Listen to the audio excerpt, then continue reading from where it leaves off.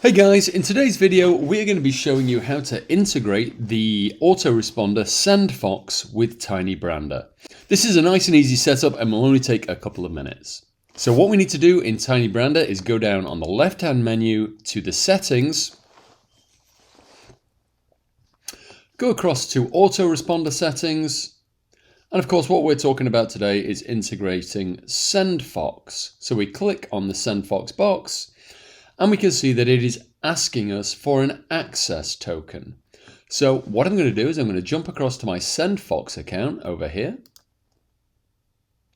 And once inside your SendFox account, you want to go up to the right hand corner where it has this little 3-line menu drop down. Click on that.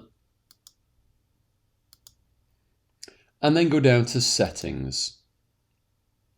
That will open up this page here. And you want to go down to where it says API. Click on that.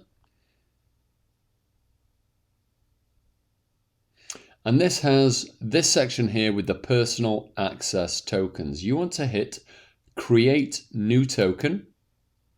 Give it a name. I would suggest TinyBrander integration. Hit create.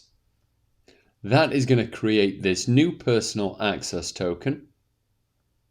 You can see the whole thing there. And this is the only time it's going to show it to you, so don't use it. So you want to copy this whole thing. So just make sure you highlight it, copy the whole thing, make sure you get right down to the end, and you can open this box right up like that to make sure that you've got it all. Copy that, come back to TinyBrander, paste that in here to the access token, and hit submit.